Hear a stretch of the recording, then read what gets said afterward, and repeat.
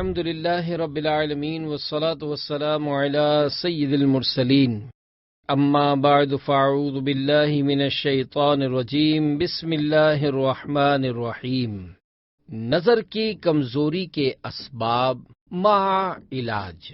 درود شریف کی فضیلت۔ اللہ پاک کے پیارے نبی صلی اللہ علیہ وآلہ وسلم کا فرمان باقرینہ ہے، فرض حج کرو، بے شک اس کا اجر 20 غزوات میں شرکت کرنے سے زیادہ ہے، اور مجھ پر ایک مرتبہ درود پاک پڑھنا اس کے برابر ہے۔ صلو علی الحبیب صلی اللہ تعالی علی محمد۔ نظر کی کمزوری کے اسباب مع علاج۔ سوال: نظر کی کمزوری کے اسباب مع علاج بیان فرما دیجیے۔ جواب: فی زمانہ نظر کی کمزوری کی شکایت بہت زیادہ ہے، جس کی بنیادی وجہ اس کے اسباب کی زیادتی ہے، لہذا نظر کی کمزوری کے علاج سے پہلے اس کے اسباب تلاش کر کے انہیں دور کرنا اس مرض کے علاج سے کہیں زیادہ ضروری ہے۔ نظر کی کمزوری کے اسباب میں سے چند اسباب مع علاج پیش خدمت ہیں۔ مطالعہ اسٹڈی کرنے کا غلط انداز۔ نظر کی کمزوری کا ایک سبب مطالعہ اسٹڈی کرنے کا غلط انداز ہے، مثلا پیدل چلتے، گاڑی میں سفر کرتے اور لیٹے لیٹے مطالعہ کرنا۔ یوں ہی دوران مطالعہ کافی دیر تک کتاب وغیرہ میں نظر جمائے رکھنے سے بھی آنکھوں پر بوجھ پڑتا اور نظر کمزور ہوتی ہے، لہذا مطالعے کے دوران وقفے سے آنکھوں کو کتاب سے ہٹا کر ادھر ادھر حرکت دی جائے۔ جس طرح دیگر اعضاء ہاتھ پاؤں وغیرہ تھک جاتے ہیں اور ہم انہیں حرکت مومنٹ دے کر یا ورزش وغیرہ کے ذریعے باہم آرام پہنچاتے ہیں، یہی معاملہ آنکھوں کا بھی ہے۔ اعضاء کو حرکت دینا ایک فطری نظام ہے، یہی وجہ ہے کہ چھوٹے بچے اکثر کودتے اور پھدکتے رہتے ہیں، انہیں لاگ ڈانٹتے رہیں مگر وہ چین سے نہیں بیٹھتے، اور یہ حرکت یعنی مومنٹ ان کے لیے ضروری ہے، کیونکہ اگر وہ بلا حس و حرکت ایک ہی جگہ بیٹھے رہیں تو ان کی ہڈیوں کے نازک جوڑ سب جامد یعنی سیل ہو کر ہاتھ پاؤں بیکار ہو جائیں، لہذا انہیں اچھل کود سے روکنا نقصان دہ اور نظام فطرت کے خلاف ہے۔ یوں ہی بعض جانوروں مثلا بکری کے بچوں کو بہت زیادہ حرکت کی ضرورت ہوتی ہے، یہی وجہ ہے کہ وہ پیدا ہوتے ہی پھدکنے اور چوکڑیاں بھرنے لگتے ہیں، لہذا ہمیں بھی اس قدرتی نظام کو برقرار رکھتے ہوئے آنکھوں اور دیگر اعضاء کو حرکت دیتے رہنا چاہیے۔ اس کے لیے پیدل چلنا بے حد مفید ہے۔ کم یا ضرورت سے زیادہ تیز روشنی میں مطالعہ کرنا۔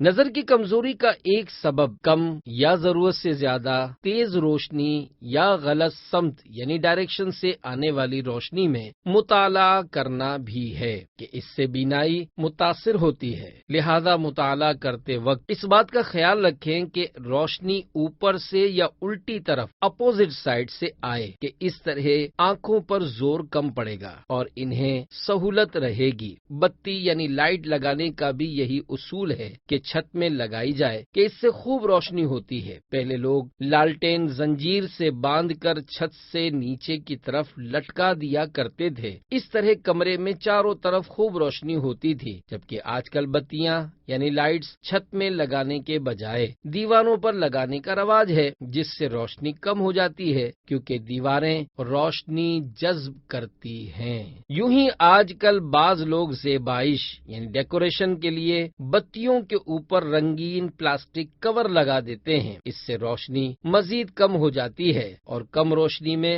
مطالعہ کرنے سے آنکھوں پر وزن پڑتا ہے اور تھکن ہو جاتی ہے، جس کے نتیجے میں نظر بھی کمزور ہوتی چلی جاتی ہے۔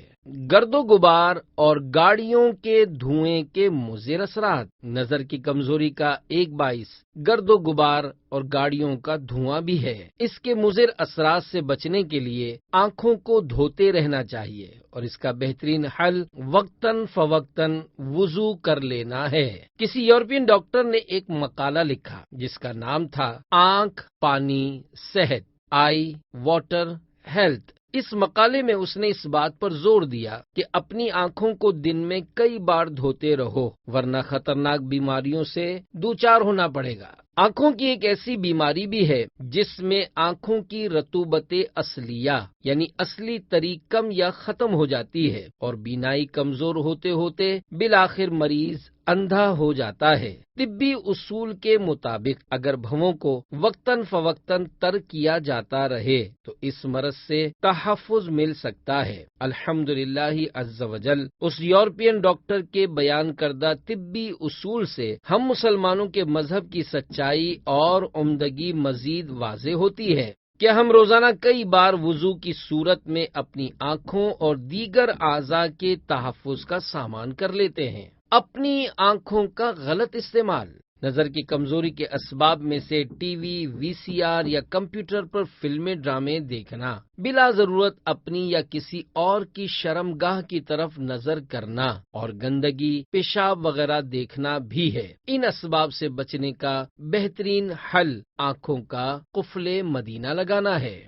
نظر کمزور ہونے کا ظاہری سبب عمر کی زیادتی۔ نظر کمزور ہونے کا ایک ظاہری سبب عمر کی زیادتی ہے۔ انسان جب بوڑھا ہو جاتا ہے تو اس کے اعضاء کمزور ہو جاتے ہیں۔ اعضاء کی یہ کمزوری دراصل موت کا پیغام ہے۔ سیاہ بالوں کے بعد سفید بال، جسمانی طاقت کے بعد کمزوری اور سیدھی کمر کے بعد کمر کا جھکاؤ، مرض، آنکھوں اور کانوں کا تغیر یعنی پہلے نظر اچھی ہونا پھر کمزور پڑ جانا اور سننے کی طاقت کی درستی کے بعد بہرے پن کی آمد وغیرہ بھی موت کے قاصد یعنی میسنجرز ہیں اور پیغام دیتے ہیں کہ زندگی کی میعاد ختم ہونے والی ہے۔ ایسے کمزور نظر والوں کو بالخصوص اور بالعموم سبھی کو آنکھوں کی روشنی کی فکر سے کہیں زیادہ قبر میں اور پل صراط پر روشنی کے لیے مدنی ذہن بنانے کی ضرورت ہے، اور اس کا بہترین ذریعہ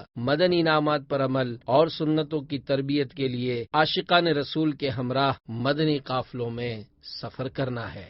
نظر کی کمزوری کے روحانی علاج۔ سوال: نظر کی کمزوری کے کچھ روحانی علاج بھی ارشاد فرما دیجئے۔ جواب: نظر کی کمزوری کا علاج کرنے سے پہلے اس علاج کی اچھی نیتوں اور مقاصد کو بھی پیش نظر رکھا جائے کہ نظر صحیح ہوگی تو عبادت، تلاوت، فرض علوم و دیگر اسلامی کتب کا مطالعہ اور کسب معاش یعنی روزی کمانے میں مدد ملے گی، اور حسب ضرورت حلال روزی کمانا تاکہ اپنے والدین کی خدمت اور اہل و عیال کی پرورش کر کے اپنی شرعی ذمہ داریاں پوری کی جا سکیں تو یقیناً کار ثواب ہے۔ نظر کی کمزوری کے 4 روحانی علاج پیش خدمت ہیں۔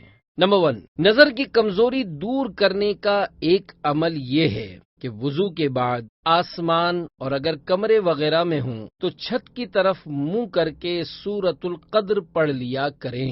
انشاءاللہ عز وجل نظر کبھی کمزور نہ ہوگی۔ مسائل القرآن میں ہے جو وضو کے بعد آسمان کی طرف دیکھ کر ایک مرتبہ سورہ انا انزلناہ پڑھ لیا کرے تو انشاءاللہ عز وجل اس کی بینائی میں کبھی کمی نہیں ہوگی، یعنی نظر کبھی کمزور نہ ہوگی۔ نمبر 2، 5 نمازوں کے بعد 11 مرتبہ یا نورو پڑھ کر دونوں ہاتھوں کے پوروں پر دم کر کے آنکھوں پر پھیر لیجئے۔ نمبر 3، آیت مبارکہ فَكَشَفْنَا عَنْكَ غِطَاءَكَ فَبَصَرُكَ الْيَوْمَ حَدِيدٌ۔ ترجمہ کنز ایمان، تو ہم نے تجھ پر سے پردہ ہٹایا تو آج تیری نگاہ تیز ہے۔ ہر نماز کے بعد 3 مرتبہ پڑھ کر انگلیوں پر دم کر کے آنکھوں پر پھیرے، انشاءاللہ عز وجل بصارت میں کمی نہ ہوگی، بلکہ جس قدر کمی ہو چکی ہوگی وہ بھی ٹھیک ہو جائے گی۔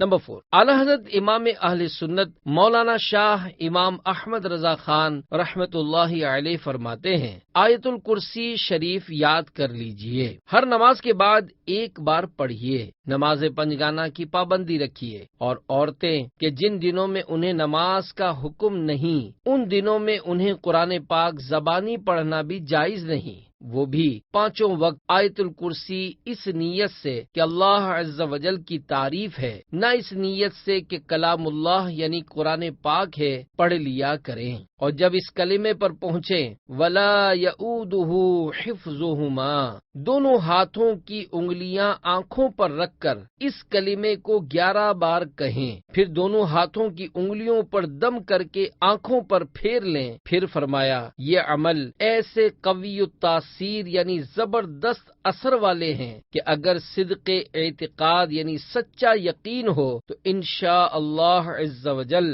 گئی ہوئی آنکھیں یعنی بینائی واپس آ جائیں۔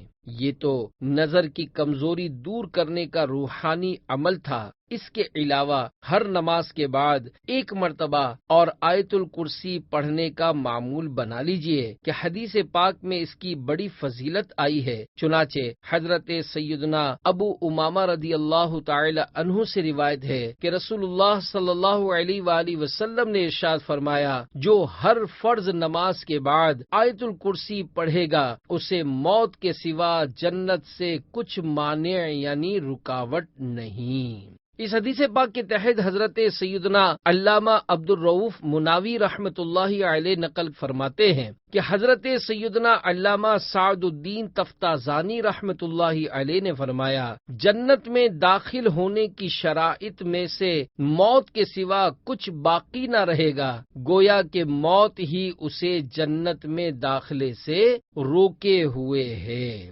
امام قسطلانی رحمت اللہ علیہ نے شرح بخاری میں روایت نقل فرمائی ہے کہ جو ہر نماز کے بعد آیت الکرسی پڑھنے پر ہمیشگی کرے گا اس کی روح اللہ تعالی خود قبض فرمائے گا۔ نظر کی کمزوری کے طبی علاج۔ سوال، نظر کی کمزوری کے طبی علاج بھی ارشاد فرما دیجئے۔ جواب، نظر کی کمزوری کا ایک طبی علاج یہ ہے کہ روزانہ رات کو سونے سے قبل اسمد سرما لگائیے کہ یہ نظر کو تیز کرتا ہے، جیسا کہ شمائل محمدیہ میں ہے کہ طبیبوں کے طبیب اللہ عز و جل کے پیارے حبیب صلی اللہ علیہ وآلہ وسلم نے ارشاد فرمایا، اسمد سرما لگایا کرو کہ یہ نظر کو تیز کرتا اور پلک کے بال اگاتا ہے۔ آپ صلی اللہ علیہ وآلہ وسلم کے پاس ایک سرما دانی تھی، اس میں سے 3 سلائیاں روزانہ رات کو دونوں آنکھوں میں لگایا کرتے تھے۔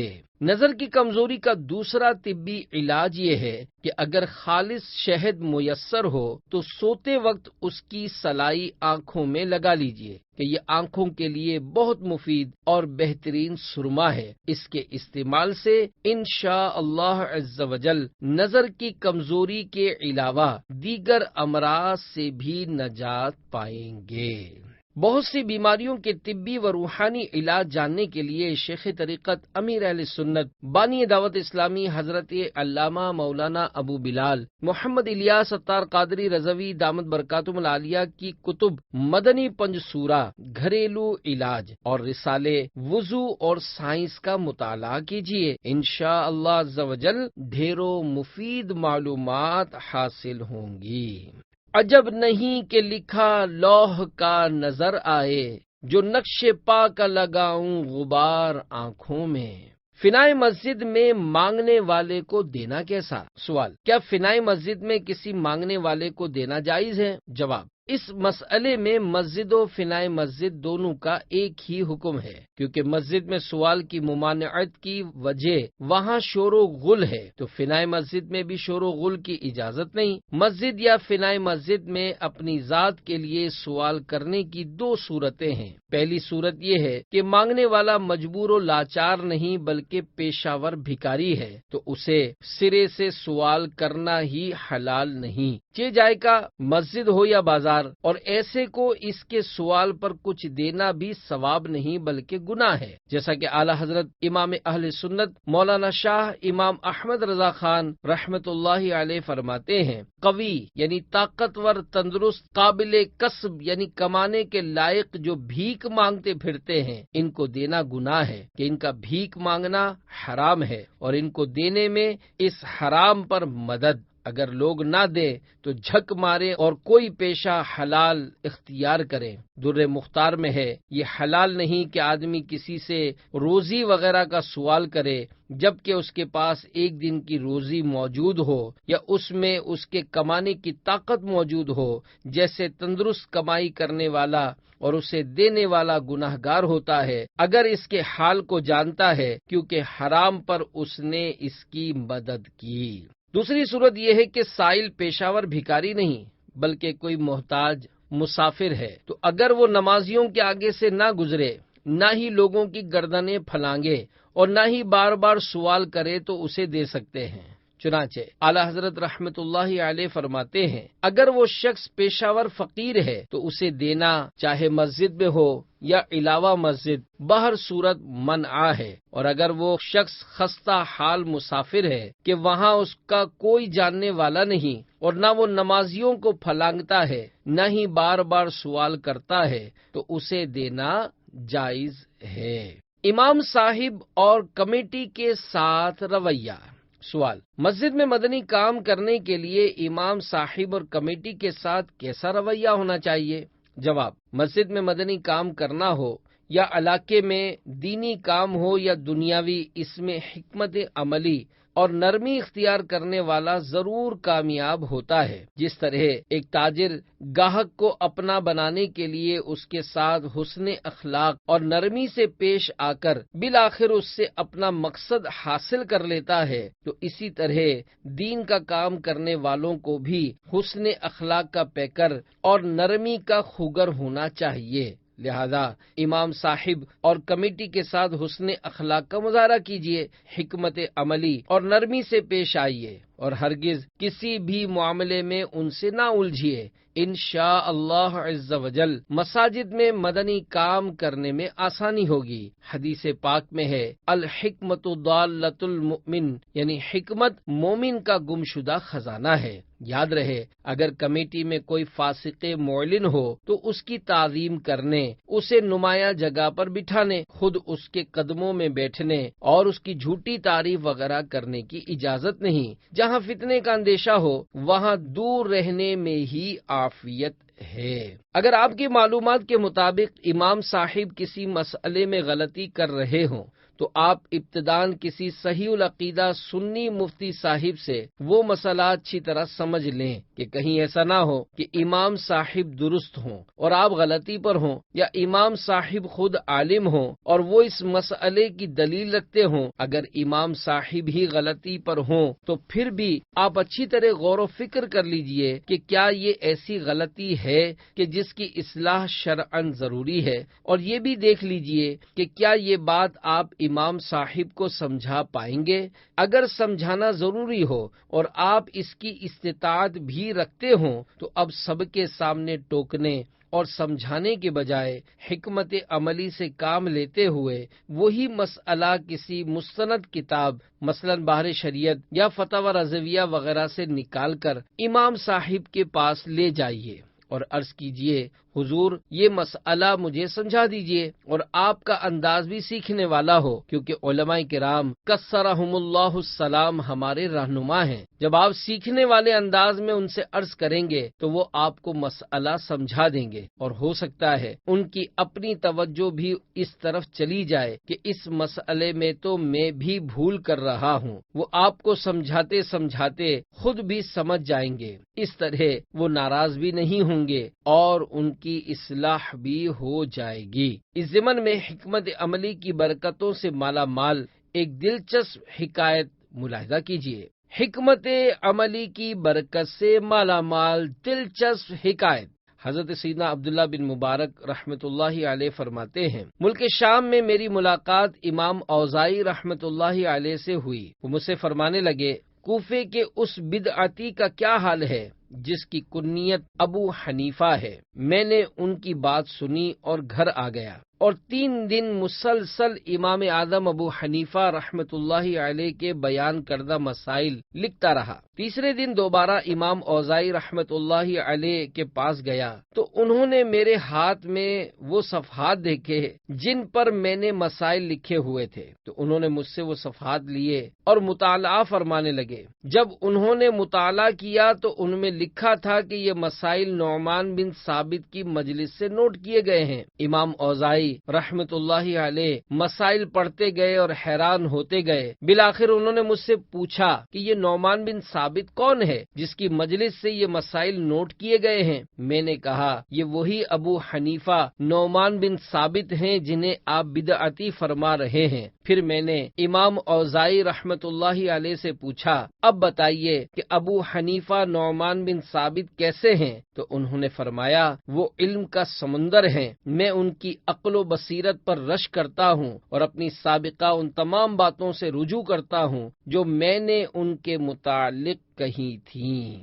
پیارے پیارے اسلامی بھائیوں، دیکھا آپ نے کہ حضرت سیدنا عبداللہ بن مبارک رحمۃ اللہ علیہ نے کیسی حکمت عملی اپنائی کہ حضرت سیدنا امام اوزاعی رحمۃ اللہ علیہ نہ صرف امام اعظم ابو حنیفہ رحمۃ اللہ علیہ کی شان عظمت نشان کے معترف ہو گئے بلکہ اپنی سابقہ تمام باتوں سے رجوع کر کے اپنی اصلاح بھی کر لی۔ آپ بھی امام صاحبان اور مساجد کی کمیٹی کے افراد میں کوئی ایسی بات دیکھیں کہ جس کی اصلاح ضروری ہو تو حکمت بھرا انداز اختیار کیجیے تاکہ ان کی اصلاح بھی ہو جائے اور دعوت اسلامی کے مدنی کاموں میں کسی قسم کی رکاوٹ بھی پیدا نہ ہو۔ اس حکایت سے یہ درس ملا کہ کسی مشہور عالم دین بلکہ عام مسلمین کے بارے میں بھی کسی سنی سنائی بات پر یقین کر کے ان سے بدظن نہیں ہو جانا چاہیے جب تک اچھی طرح تحقیق نہ کر لی جائے۔ اگر خدا نخواستہ ایسی غلطی ہو جائے تو شرعی تقاضوں کو پورا کرتے ہوئے اس سے توبہ کر لینی چاہیے۔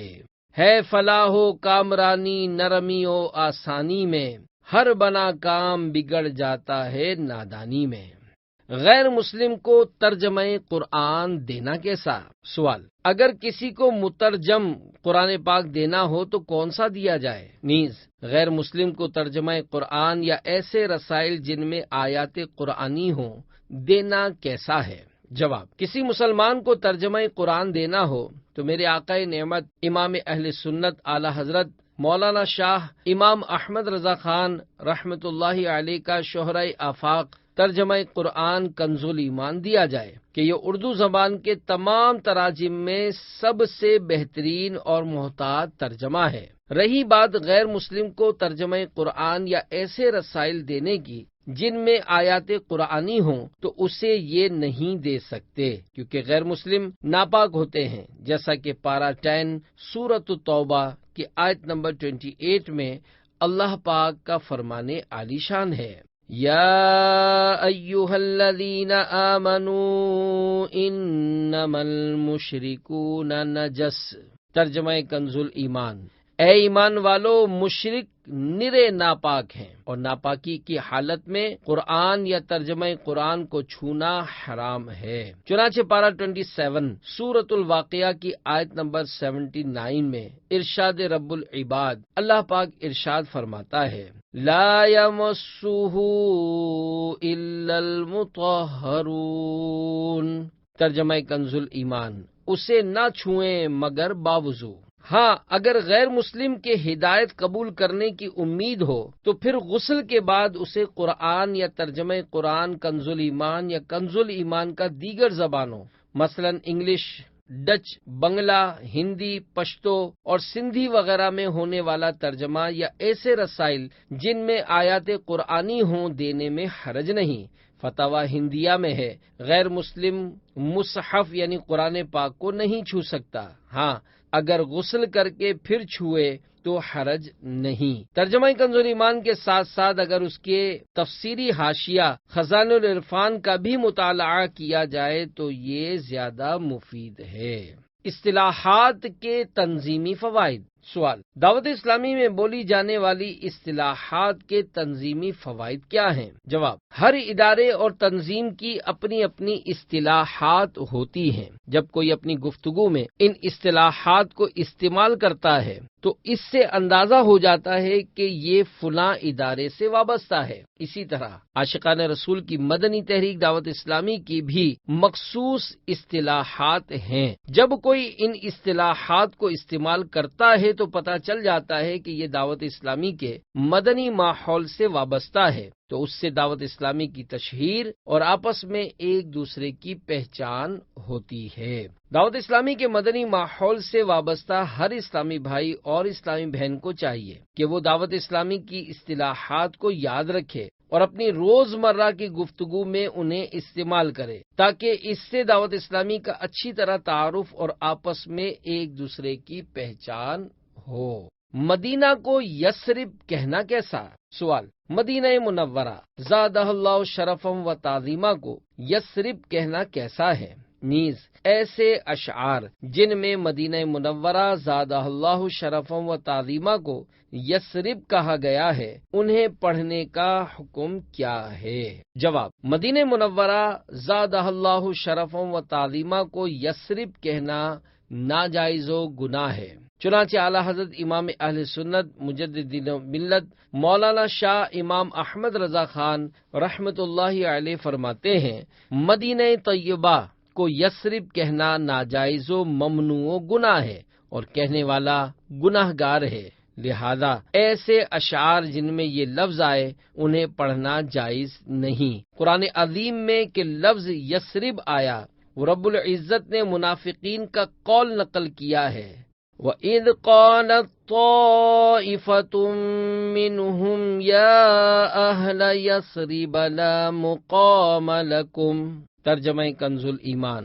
اور جب ان میں سے ایک گروہ نے کہا، اے مدینہ والو، یہاں تمہارے ٹھہرنے کی جگہ نہیں۔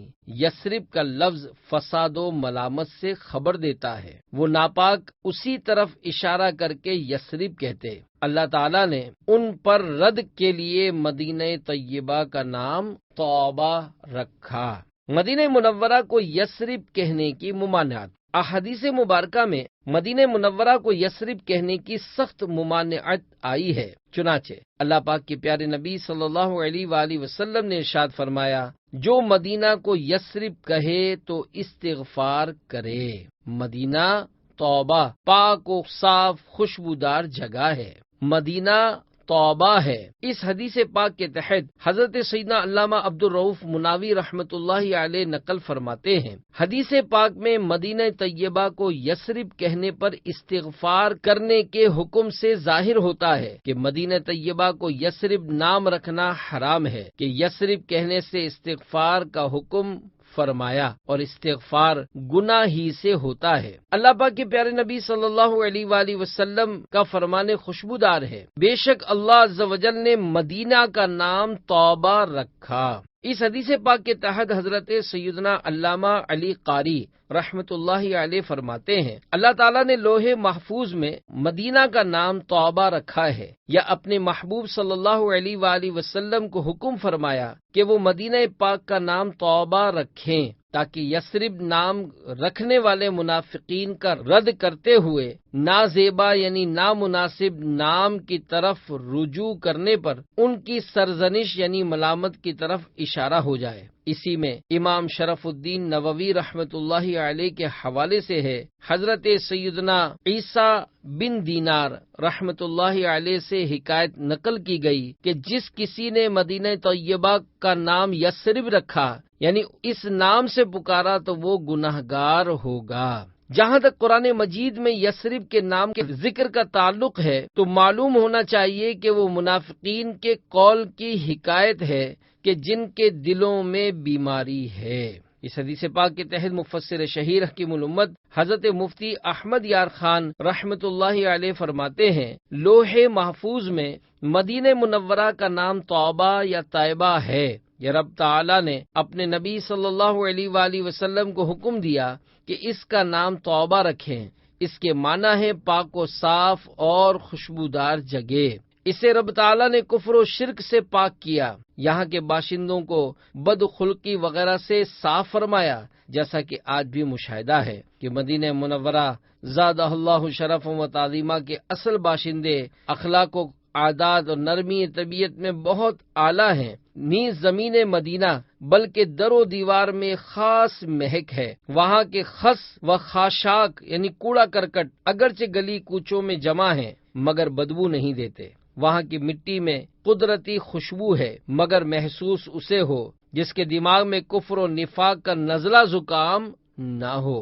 عرصہ ہوا طیبہ کی گلیوں سے وہ گزرے تھے، اس وقت بھی گلیوں میں خوشبو ہے پسینے کی۔ اللہ پاک کے پیارے نبی صلی اللہ علیہ وآلہ وسلم کا فرمان معظم ہے، وہ اسے یثرب کہتے ہیں اور وہ تو مدینہ ہے۔ محقق علی الاطلاق حضرت سیدنا شیخ عبدالحق محدث دہلوی رحمۃ اللہ علیہ فرماتے ہیں، اللہ پاک کے پیارے نبی صلی اللہ علیہ وآلہ وسلم نے اس کا نام مدینہ رکھا، اس کی وجہ وہاں لوگوں کا رہنا سہنا اور جمع ہونا اور اس سے انس و محبت رکھنا ہے، اور آپ نے اسے یثرب کہنے سے منع فرمایا، اس لیے کہ یہ زمانہ جاہلیت کا نام ہے، یا اس لیے کہ یہ سرب سے بنا ہے جس کا معنی ہلاکت و فساد ہے، اور تسریب بمعنی سرزنش اور ملامت ہے، یا اس وجہ سے کہ یثرب کسی بت یا کسی جابر و سرکش بندے کا نام تھا۔ امام بخاری رحمۃ اللہ علیہ اپنی تاریخ میں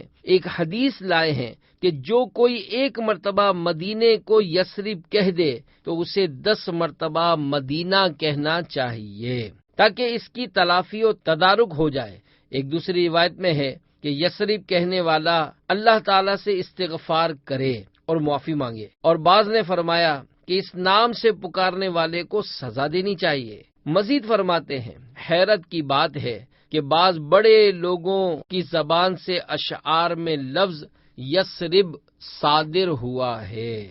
بعض اکابر کے کلام میں یثرب کی وجہ۔ سوال: یثرب کہنے کی اتنی ممانعت کے باوجود بعض اکابر کے کلام میں جو یثرب کا ذکر ملتا ہے، اس کی کیا وجہ ہے؟ جواب: جن اکابر کے کلام میں یہ لفظ واقع ہوا ہے ان کے بارے میں یہی کہا جا سکتا ہے کہ وہ اس حکم شرعی پر مطلع نہ ہو سکے، جیسا کہ فتاوی رضویہ جلد 21 صفحہ 118 پر اعلی حضرت رحمت اللہ علیہ ارشاد فرماتے ہیں، بعض اشعار اکابر میں کہ یہ لفظ واقع ہوا ان کی طرف سے عذر یہی ہے کہ اس وقت اس حدیث و حکم پر اطلاع نہ پائی تھی، جو مطلع ہو کر کہے اس کے لیے عذر نہیں۔ ما ھذا شرع مطہر یعنی شریعت و مطہرہ، شعر وغیر شعر سب پر حجت یعنی دلیل ہے، شعر شرع یعنی شریعت پر حجت دلیل نہیں ہو سکتا۔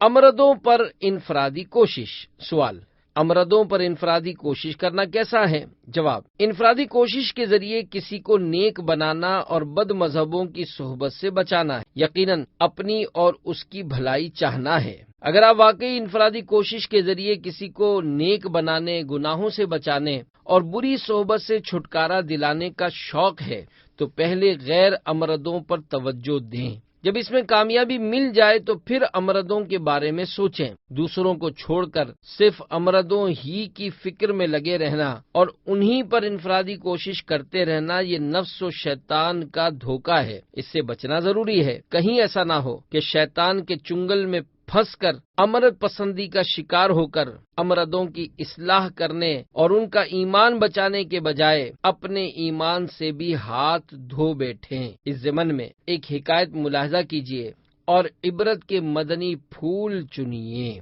چنانچہ حضرت سیدنا عبداللہ بن احمد مؤذن رحمت اللہ علیہ فرماتے ہیں، میں طواف کعبہ میں مشغول تھا کہ ایک شخص پر نظر پڑی جو غلاف کعبہ سے لپٹ کر ایک ہی دعا کی تکرار کر رہا تھا، یا اللہ مجھے دنیا سے مسلمان ہی رخصت کرنا۔ میں نے اس سے پوچھا کہ اس کے علاوہ کوئی اور دعا کیوں نہیں مانگتے؟ اس نے کہا، میرے 2 بھائی تھے، بڑا بھائی 40 سال تک مسجد میں بلا معاوضہ اذان دیتا رہا۔ جب اس کی موت کا وقت قریب آیا تو اس نے قرآن پاک مانگا، میں نے اسے دیا تاکہ اس سے برکتیں حاصل کرے، مگر قرآن پاک ہاتھ میں لے کر وہ کہنے لگا، تم سب گواہ ہو جاؤ کہ میں قرآن کے تمام اعتقادات و احکامات سے بیزاری ظاہر کرتا اور نصرانی یعنی عیسائی مذہب اختیار کرتا ہوں۔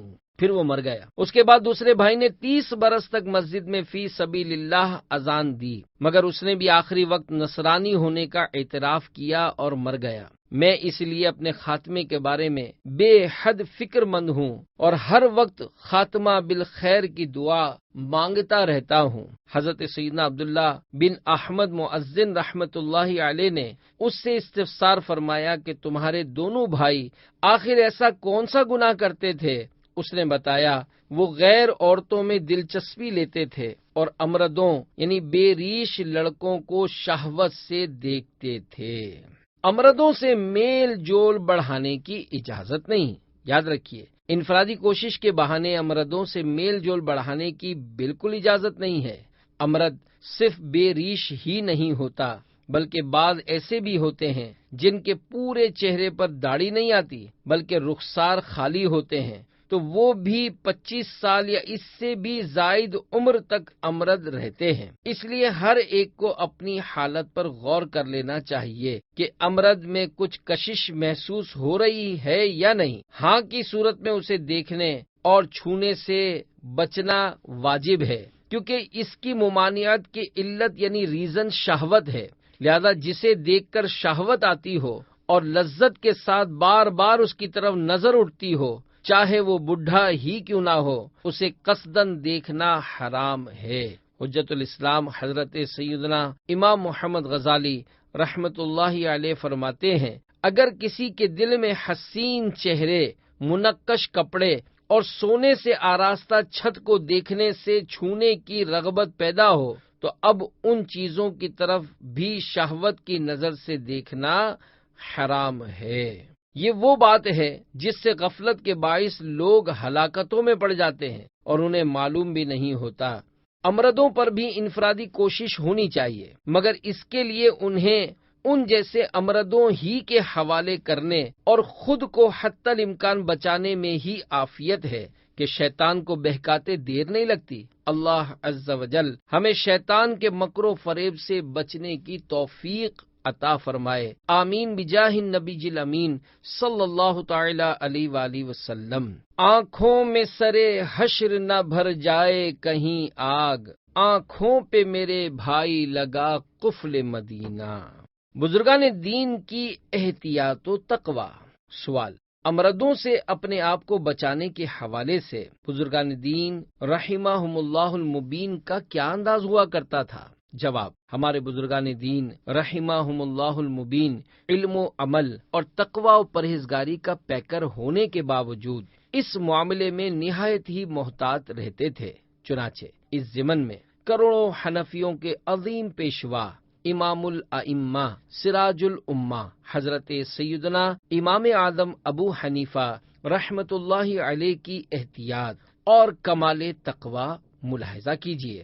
چنانچہ حضرت سیدنا امام محمد رحمت اللہ علیہ جب بارگاہ سیدنا امام اعظم رحمت اللہ علیہ میں پڑھنے کے لیے حاضر ہوئے تو امرد حسین تھے۔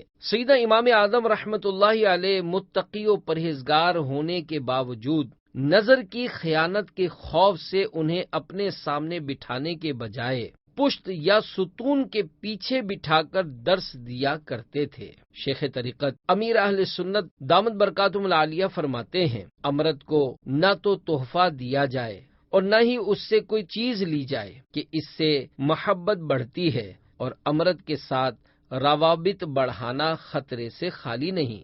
ایک بار مدنی قافلے میں سفر پر روانہ ہوتے وقت میری چادر کہیں کھو گئی تو ایک امرد نے بڑی عقیدت سے اپنی چادر پیش کی۔ میں نے اس نیت سے اس سے چادر نہ لی کہ اگر میں اس کی چادر لے جاؤں گا تو یہ سارے سفر میں مجھے یاد آتا رہے گا، اور اس کا یاد آنا مناسب نہیں ہے۔ امرد کی چادر اس کی تحریر، اس کا رومال، بلکہ کوئی بھی نشانی نہ لی جائے کہ اس کی نشانی اس کی یاد کا سبب بنے گی، اور اس کی یاد آدمی کی آخرت داؤ پر لگا سکتی ہے، مگر خیال رہے کہ انہیں ڈانٹا نہ جائے اور نہ ہی ان کی دل آزاری کی جائے، کیونکہ بلا عذر شرعی کسی مسلمان کی دل آزاری گناہ کبیرہ ہے، اس میں ان بیچاروں کا کوئی قصور بھی نہیں۔